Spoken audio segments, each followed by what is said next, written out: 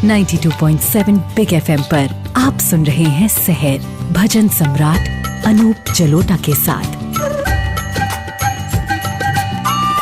92.7 big FM पे मैं अनूप जलोटा सहर कार्यक्रम लेके आपके पास आ गया हूँ। मुझे पता है आप इंतज़ार कर रहे थे। जी हाँ, और मैं भी इंतज़ार कर रहा था कि आपसे आज मिलूंगा और आपको एक ऐसा भजन सुनाऊंगा। ये कमाल का भजन है कबीरदास जी का। मेरे पिताजी इस भजन को बहुत गाते थे और मुझे रोना आ जाता था जब वो गाते थे इस भजन को। इतना इफेक्टिव भजन है। राम गोविंद हरि, राम गोविंद हरि, राम गोविंद हरि, राम गोविंद हरि, भजो रे भैया भैया, राम गोविंद हरि भजो रे भैया। जप तप साधन नहीं कछु लागत, जप तप साधन नहीं कछु लागत, खर्चत नाही गठरी, भजो रे भैया भैया, राम गोविंद हरि भजो रे भैया। कहत कबीरा राम न जा मुख, कहत कबीरा राम न जा मुख, तामुख धूल भरी, भजो रे भैया, तामुख धूल भरी, भजो रे भैया भैया, राम गोविंद हरि भजो रे भैया, भजो रे भैया, भजो रे भैया। जिस मुख में राम नहीं, जिस मुख में भगवान का नाम नहीं, उस मुख में तो धूल भरी होती। क्या कमाल का एक्सप्लेनेशन है, क्या कमाल की व्याख्या है। तो ये भजन आपने कबीरदास जी का सुना और अब आप सुनिए आज का पंचांग। पंचांग के बाद आपके पास फिर आता हूँ एक अच्छी सुंदर आदत आज से अपने जीवन में बनाने के लिए। सुनते रहिए 92.7 बिग FM सहर कार्यक्रम मेरे साथ यानी अनूप जलोटा के साथ। आज है 25 मई यानी ज्येष्ठ मास के शुक्ल पक्ष की सप्तमी, दिन सोमवार और नक्षत्र है माघ। अब मैं आपको एक ऐसा भजन सुना रहा हूँ कि जिसके अंदर न जाने कितनी खूबसूरत बातें हैं जो हमें अपने जीवन में उतारनी है और हमारा जीवन सुंदर हो जाएगा उससे। साधो मन का मान त्यागो, साधो मन का मान त्यागो, साधो काम क्रोध संगत दुर्जन की, काम क्रोध संगत दुर्जन की, ताते अहनिस भागो, साधो मन का मान त्यागो। अस्तुत निंदा दो त्यागे, खोजे पद निर्वाणा, जन नानक ये खेल कठिन है, हो गुरुमुख जाना, साधो मन का मान त्यागो। साधो मन का मान त्यागो, अपने अंदर जो घमंड है उसको त्याग दो। काम क्रोध संगत दुर्जन की, किसी गलत संगति जो हमारा जीवन को बर्बाद कर देती, इन सब से दूर रहो, काम क्रोध से दूर रहो। सुख दुख दोनों सम करी जाने, जो व्यक्ति सुख में और दुख में एक जैसा व्यवहार करे, मान और अपमान को एक समझे, हर शोकते रहे अतीता, जिसको दुख और सुख एक जैसा प्रतीत हो, वही इस जग को पहचान सकता है। अस्तुत निंदा दो त्यागे, जिसके अंदर ना तो किसी के प्रशंसा की इच्छा हो ना किसी के निंदा की इच्छा हो। खोजे पद निर्वाण, वही है जो उस पद को प्राप्त कर सकता है। जन नानक ये खेल कठिन है, नानक कहते हैं कि ये खेल कठिन है, लेकिन खेल तो वही कठिन पूरा कर पाता है जो ईश्वर को प्राप्त करता है। सरल काम करने से आप ईश्वर को कैसे प्राप्त करेंगे? कठिन मार्ग, कठिन परीक्षाएं, ये सब करने के बाद ही आपको ईश्वर प्राप्त होगा। इसलिए बहुत जरूरी है कि अपने जीवन में इस तरह की आदत बनाइए कि ना तो कोई आपकी प्रशंसा करे तो आपके फर्क पड़े, आपकी कोई निंदा करे तो आपको कोई फर्क पड़े। यदि ये चीजें हम अपने जीवन में उतार लें तो हमारा जीवन सार्थक हो जाएगा और हम किसी भी चीज से कभी भी विचलित नहीं होंगे। तो सुनते रहिए 92.7 बिग FM सहर कार्यक्रम मेरे साथ यानी अनूप जलोटा के साथ। अब मैं आपके पास आऊंगा और आपको लेके चलूंगा चलूंगा। 12वां और आखिरी ज्योतिर्लिंग मंदिर, इसकी कहानी आपको बताऊंगा। और ये मंदिर है घुश्मेश्वर ज्योतिर्लिंग मंदिर, जो औरंगाबाद में है। इसकी कहानी आपके सामने प्रस्तुत कर रहा हूँ। शिव पुराण में ऐसा लिखा हुआ है कि देवगिरी पर्वत पर एक ब्राह्मण रहते थे। उनका नाम था सुधर्म और उनकी पत्नी थी, उनका नाम था सुदेहा। पूजा पाठ दिन रात होता था, लेकिन जीवन में दुख था, कोई संतान नहीं थी। वो इसी दुख में रहते थे। एक दिन पत्नी सुदेहा के मन में एक विचार आया कि क्यों ना मैं अपनी छोटी बहन घुश्मा का विवाह भी अपने पति सुधर्म से करा दूं, तो शायद संतान हो जाए। और यही हुआ कि छोटी बहन घुश्मा की शादी सुधर्म से करा दी उसकी बहन सुदेहा ने। अब जो घुश्मा थी वो बड़ी ही शिव भक्त थी। 101 शिवलिंग बनाती थी रोज और जाके झील में बहा देती थी। ये उसके पूजन की विधि थी।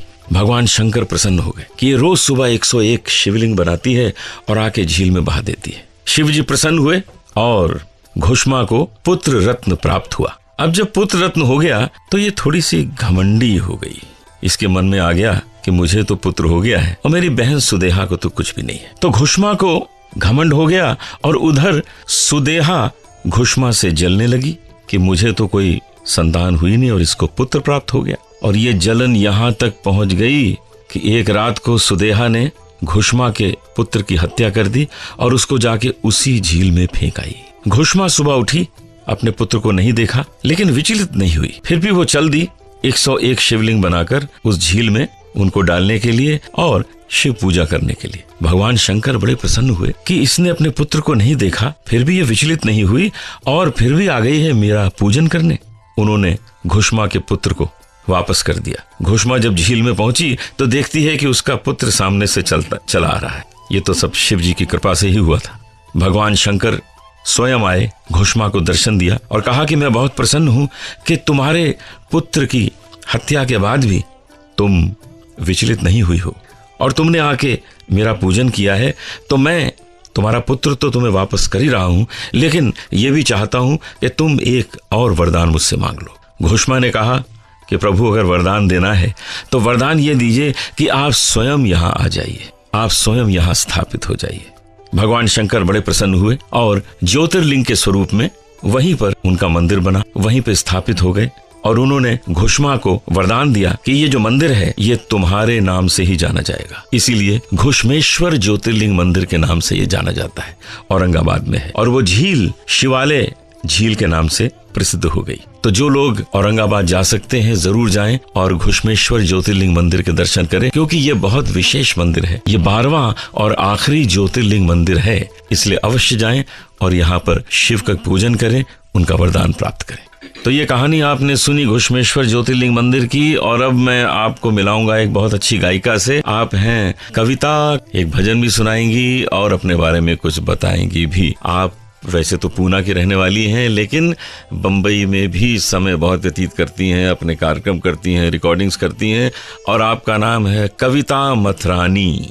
कविता, क्या हाल है तुम्हारे? बस बढ़िया, आप बताएं। बस मैं भी अच्छा हूँ और 92.7 बिग एफएम पर शहर कार्यक्रम में तुम्हारा स्वागत है। ये बताओ कि ये संगीत का शौक कैसे आ गया? तुम तो बिजनेस फैमिली से हो। सर, मैं बचपन से जब पढ़ती थी ना तो मैं रिकॉर्ड लगाती थी लता जी के, सुन के जैसे स्कूल से आती थी 3:30 बजे रिकॉर्ड लगता था जब तक मैं यूनिफॉर्म चेंज करूं और मम्मी नाश्ता बनाए, मैं वो एक गाना जरूर लता जी का सुनती थी और उसको तैयार करती थी, फिर मम्मी को सुनाती थी। Very good. और मम्मी को हमेशा बोलती थी कि मुझे ऐसे स्कूल में भेजो जहाँ मैं लता मंगेशकर बन सकूं। क्या बात है। 10th स्टैंडर्ड में थी तभी मम्मी की एक फ्रेंड थी, वो MA म्यूजिक थी, तब मैंने उधर जन्माष्टमी के प्रोग्राम पे भजन सुनाया था। तो उसने कहा कि इसका क्लासिकल सीखा हुआ है। मम्मी ने बोला इसको सा भी नहीं लगाने को आता है। तो किससे तुमने सीखना शुरू किया? पहले मैंने मिसेस रमा प्रसाद थी, उन्होंने मुझे, पर वो साउथ इंडियन स्टाइल में, मतलब कर्नाटक स्टाइल में सिखाती थी। अच्छा। फिर उन्होंने मेरे लिए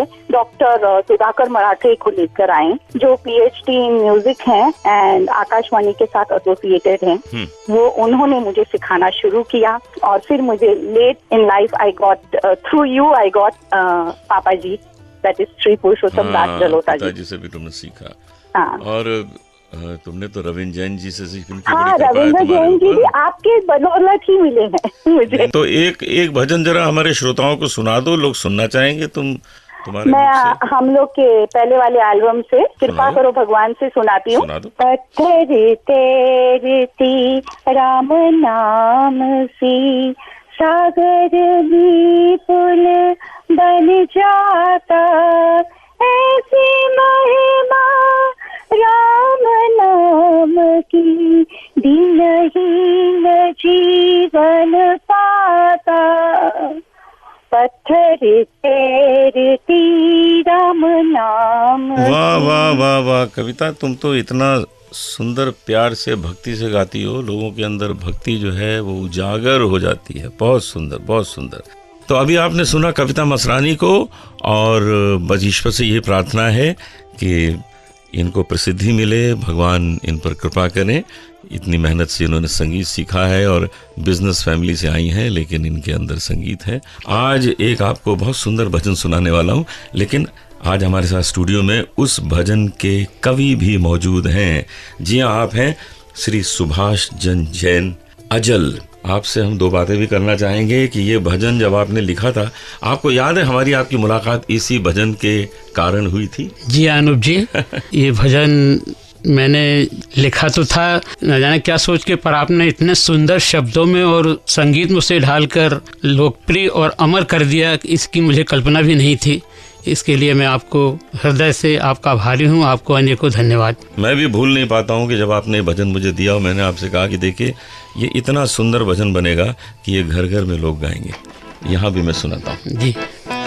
चीर के छाती बोले अपनी पवन पुत्र हनुमान, मेरे मन में बसे हैं राम, मेरे तन में बसे हैं राम, मेरे मन में बसे हैं राम, मेरे तन में बसे हैं राम। लगी लक्ष्मण जी को शक्ति देख प्रभु अकुलाए, भोर से पहले हनुमान जी धौलागिर ले आए।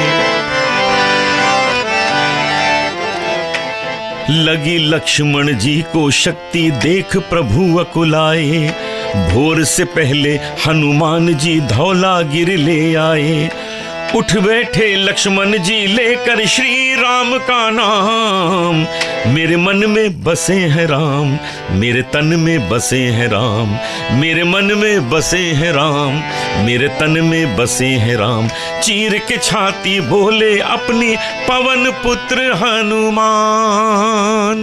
तो आज का कार्यक्रम हम यही समाप्त करते हैं सुभाष जैन अजल जी के इस सुंदर भजन से, और कल फिर मिलेंगे इसी शहर कार्यक्रम में 92.7 बिग FM पर। न भूलिएगा अपना रेडियो ऑन करना, और मैं तो आ ही जाऊंगा समय पर, आप भी समय पर रेडियो ऑन करिएगा, और हम आप कल सुबह फिर मिलते हैं। तब तक के लिए नमस्कार। सुनते रहिए शहर भजन सम्राट अनूप जलोटा के साथ। 92.7